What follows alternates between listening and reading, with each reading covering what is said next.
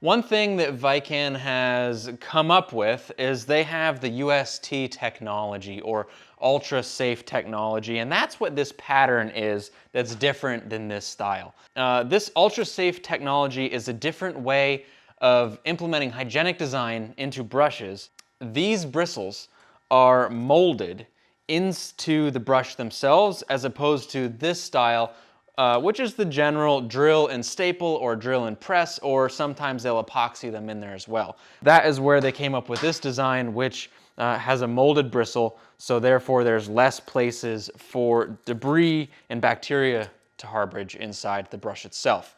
So the brush itself is designed to be cleanable. Another thing is that the surface of these is clean. A lot of generic brushes that you might get at the hardware store have a texture to them, which may feel nice, may have a good grip, but that texture is not going to come clean itself.